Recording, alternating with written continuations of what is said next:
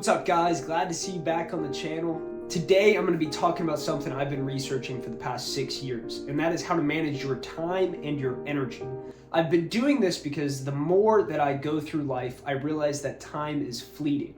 It kind of rushes through our fingertips without us even doing anything, and we can sit back and watch months go by. I'm learning how to optimize that, but not only optimize my time, but also understand how to optimize my energy based on my unique circumstances. Now, today I'm going to be showing you my energy optimized time boxing method, or what I like to call the EOT method. It's going to have 3 core components of it. It's going to have an energy audit, it's going to have dynamic time boxing, and it's going to have reflective journaling in it. I'll be showing you how I utilize these components in my life and how I apply this method to make my time and energy more effective. Now, the first portion of this method was a complete game changer when I got my first job in sales. Now, for those of you that have just got your first job or entering a new career, you can definitely relate when I say you hang by the seat of your pants when you first start. You're in there to just do your best, and the only thing you can do is just work your ass off. After my first month in my new job, I realized that I had periods in my day where I just kind of fell flat. My energy just was depleted and I wasn't working to the par that I knew I could. For me, it was specifically the Monday morning blues, where I didn't get enough coffee and I was just a grumpy person. No! God, please, no! No! And then it was also a 2:30 p.m. afternoon slump where my energy levels just dived and I really couldn't get anything done.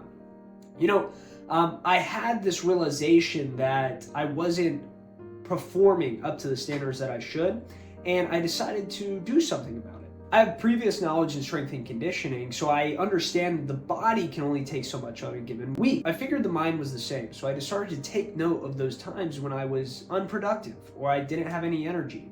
I would take the notes app on my phone and I would put a note in for every single time I stopped working or I started procrastinating. When I found myself scrolling, I would write down, hey, why are you scrolling right now? What time is it? How are you feeling? After 1 week, I came up with these 3 things. If I don't work out in the mornings, it takes me 2 to 3 times longer to ramp up for work. I can only work for about 1 hour before my brain needs a break, and I naturally get tired around 2:30 p.m. With this information in mind, I could now start optimizing my day. Utilizing the information I had from our energy audit, I was able to now create a structured day that is unique to me. I utilize Google Calendar, and I highly recommend anyone who is not currently utilizing Google Calendar to do so right now. I'll put the link below so you can go directly to it, and I'll show you exactly how I set up my day on Google Calendar to help me stay a little bit more productive. This is what an optimized day would look like. If you want to do this, certainly go ahead. You can customize even further for your 9 to 5. See if you can get your work done, a little bit quicker, or focusing on certain aspects so that you can, compact it, not have your day drag out as long. I do want to note that while this may seem like a perfect schedule, most of your days are going to come with some hiccups. All right, the perfect schedule. Things are going to happen that's going to derail your day. Something's going to come up and it's going to take this perfect plan and it's going to throw it in the trash. You just have to adjust. This is why going into our next portion, you have to reflect and understand what happened and how you reacted to the situations that are out of your hand. I typically recommend spending 10 minutes a day reflecting on what happened, what went well, and what you could do better tomorrow. I do this before bed simply because I just have my notebook on my nightstand next to me, and it's easy to reach into, write down my rough schedule, and hey, what's on my mind? With all those thoughts racing around your head, it's probably going to be something that disrupts your sleep, and that's the last thing we want if we want to perform at our optimal level. So what I recommend is taking 10 minutes before you go to bed and jotting your thoughts down.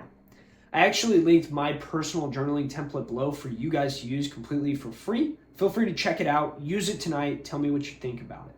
What I actually do is I write out my rough schedule. I know I have my Google Calendar and it has my perfect day laid out, but in my journal, I'm going to write out a rough schedule with the key points that I have for the day. Next to it, I'm going to write out everything that's on my mind. I call it a mind dump. Once I've gotten everything out of my mind and into that mind dump, I look over it and I say, okay, what is important? I list the top 3 and I make them as my goals to complete for tomorrow. Well guys, those are the 3 components that are in my EOT method that have helped me become a more efficient worker, optimize my time, and understand myself better as a person and how I individually work. If you've ever felt like you're just winging it day to day, trust me, implementing these 3 core components can be a complete game changer for you too.